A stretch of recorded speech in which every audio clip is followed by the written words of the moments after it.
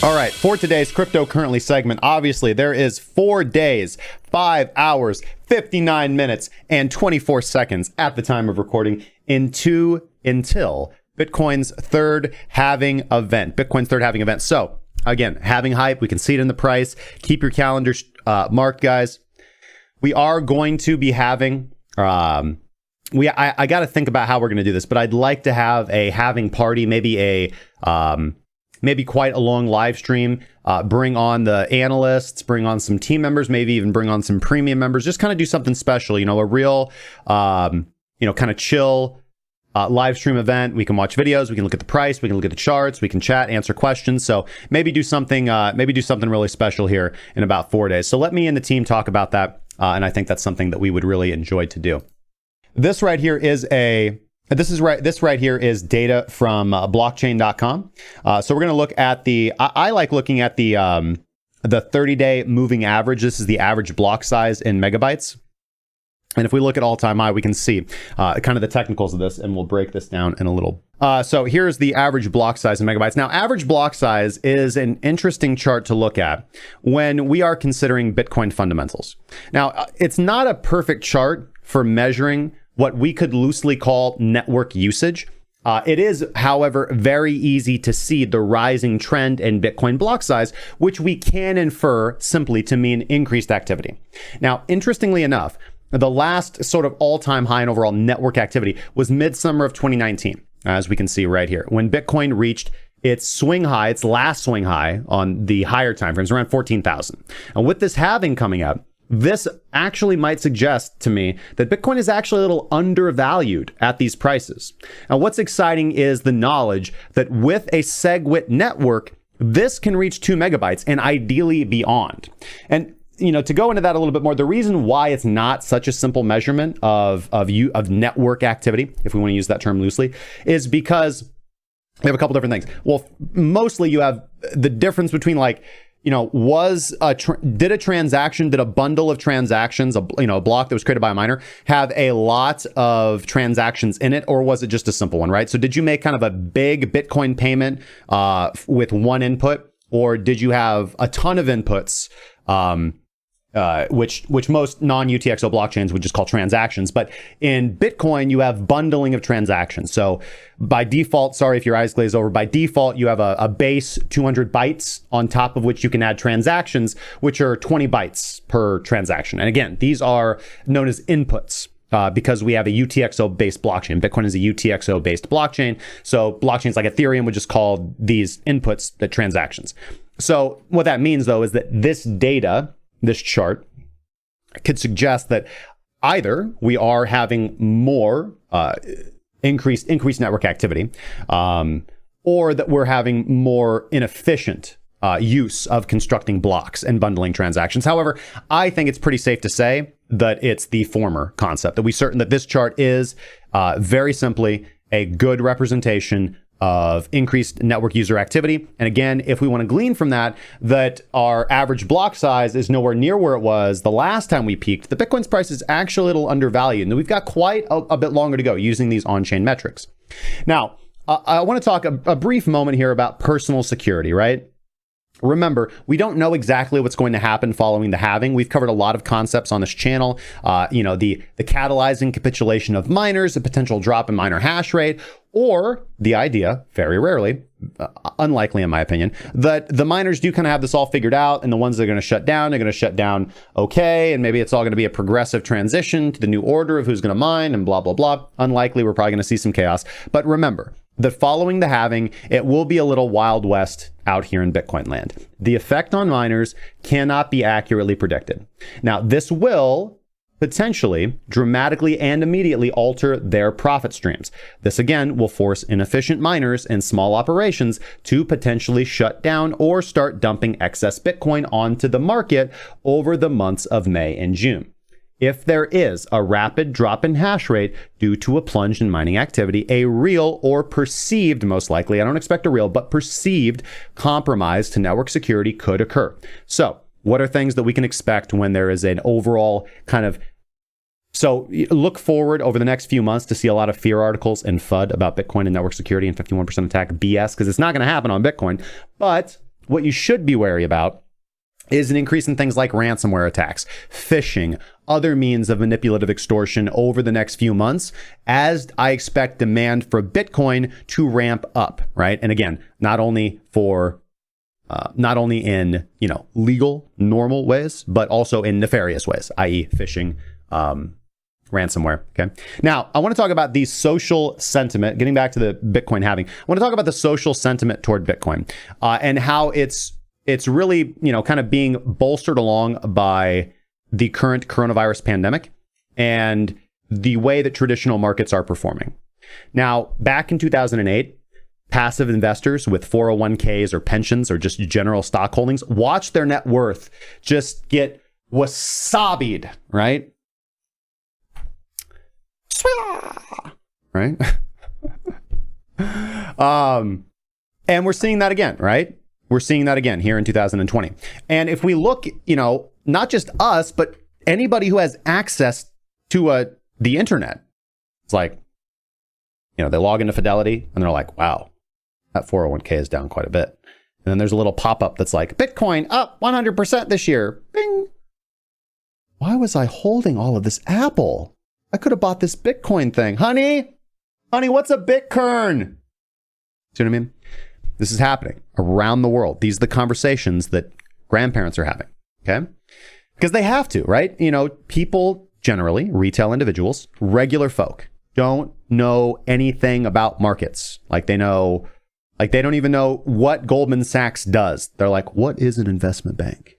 And that's fine. They don't need to know, right? But just like back in 2008, you have grandma and grandpa talking about, well, I think the reason the collapse is because these collateralized debt swaps and, credit default swaps and, collateralized debt obligations, words that they don't understand. They shouldn't be using those terms. I should not be hearing my grandmother ask me what a credit default swap is.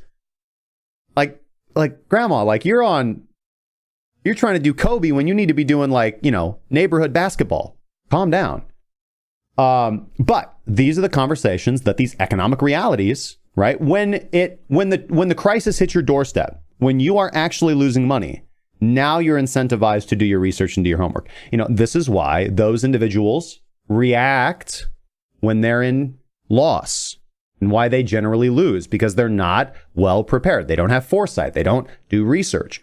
Whereas us in this room, in this channel, generally are forward thinking and we've done our research and we're in before.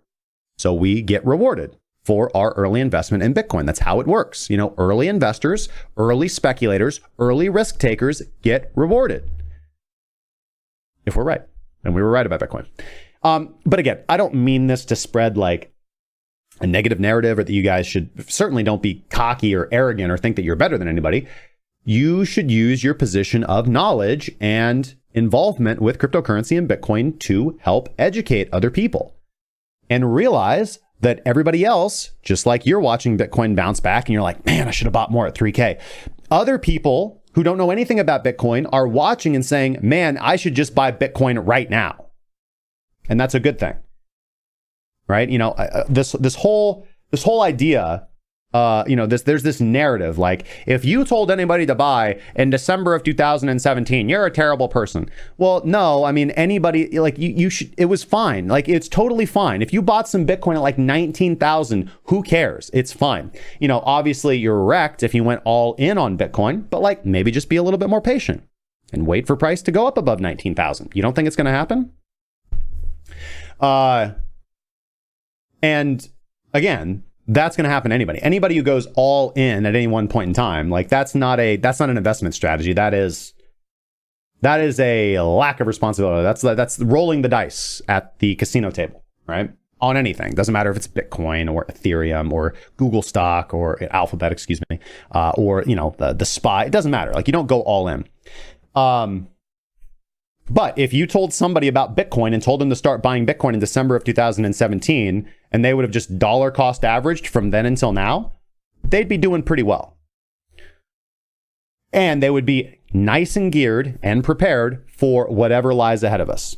Whether it's a rip-roaring bull market like 2017 or something to put 2017 to shame, or whether it's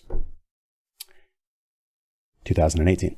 Now, but everybody watching Bitcoin bounce back over 100% this year so strongly from the crisis-induced plunge that knocked the other markets as well, bolsters this narrative of Bitcoin as a safe haven asset, right? Not only in your mind, but in the mind of the public. And that means new investors who want to diversify their portfolios and flee what they think is a reserve currency, the United States dollar, that they are now beginning to perceive is fraught with peril, and they don't know what's going on around the world. So, good things to consider there. Let's see here. Let's talk about, this is just kind of a notable mention. This is from u.today. Famous Bitfinex whale leaves crypto Twitter. Read his farewell message. In the arms of the angels, and fly away from me.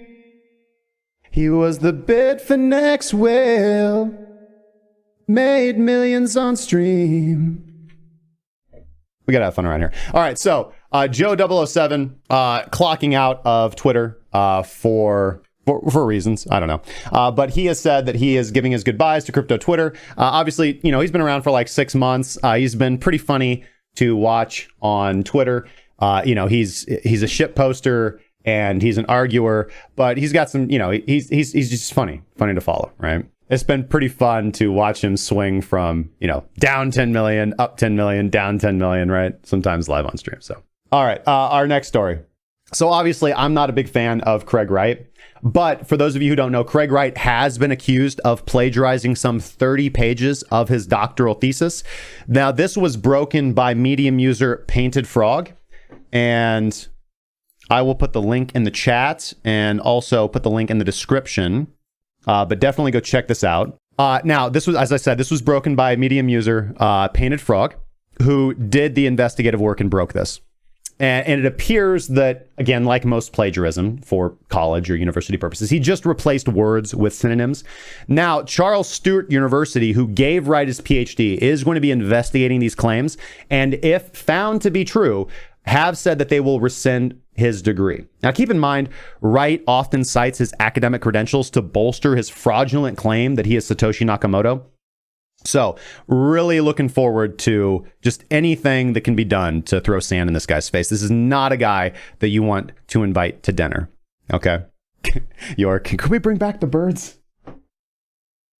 We can look at what the stream is going to look like pretty much all day if Craig Wright is found to truly have plagiarized his PhD content. And that's in a news article somewhere. It's going to look just like this. So let's talk about United States national debt.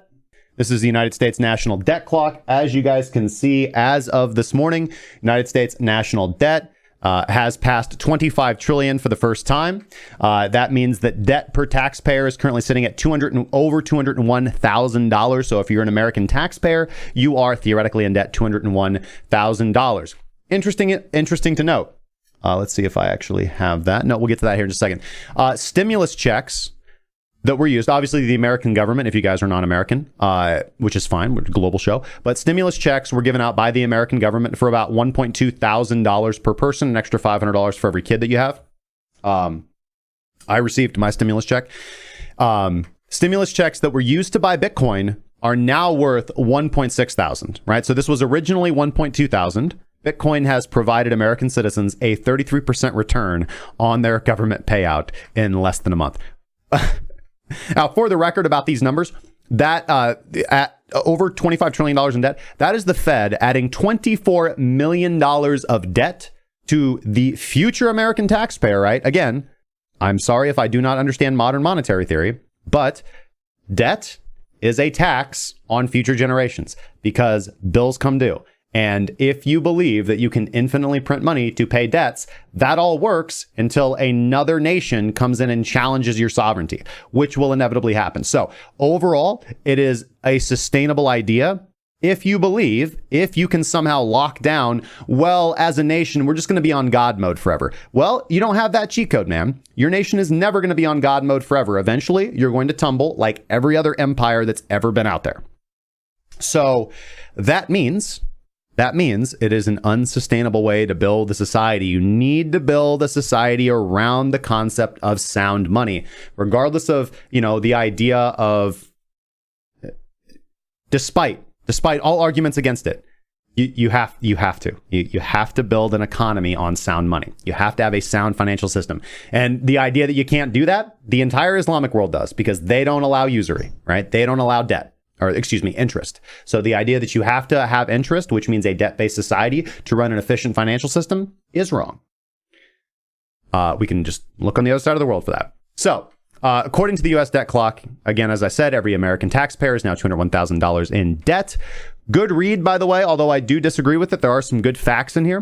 Good read here about China's CBDC, Central Bank Digital Currency, the DCEP, the Digital Currency Electronic Payment System, which we've covered a lot on this show, and China's stance on crypto. Now, while I do disagree with a lot of this information, not the information, I disagree with the writer's predictions on how things will pan out regarding China's DCEP and their goals for the digital yuan. It is still a good read, and it's important to ingest contrary information, right? Otherwise, you just get brain locked into being biased and only believing what you have been taught to believe, right? Highlights from this article are that Libra accelerated adoption of blockchain in China and accelerated the progress of China's DCEP.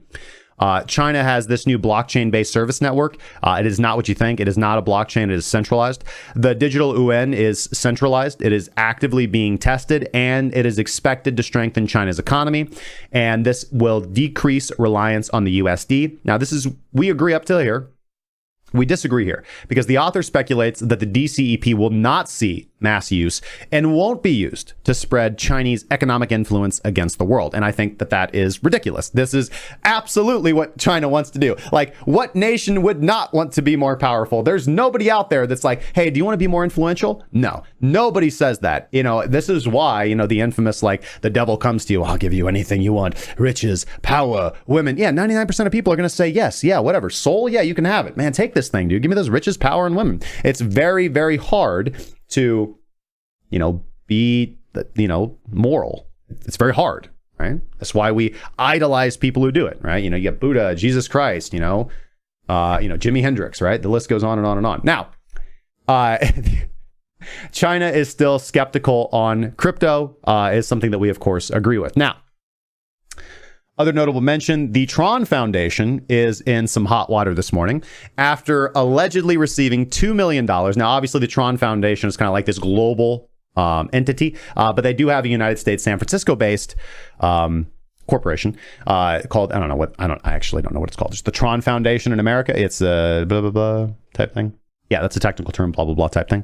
But the Tron Foundation allegedly received $2 million in a government-backed PPP loan. That's a payroll protection program loan from the SBA, the Small Business Administration.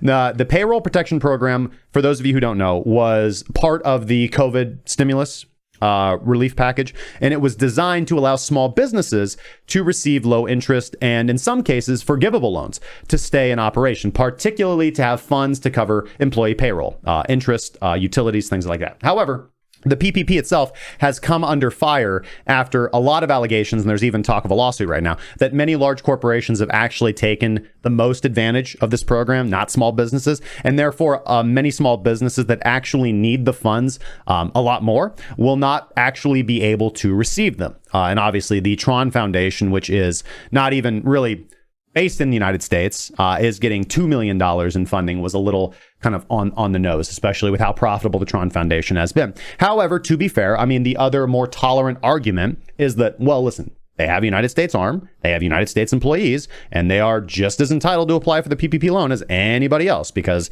it's not like every other business was affected by COVID and not Tron, just because we don't like Justin Sun. So, again, chime in on how you feel about that down below. A lot of, you either like Justin Sun or you hate him. Most people hate him, at least around this channel, it seems, is a general sentiment. Again, I don't really have a strong opinion on this.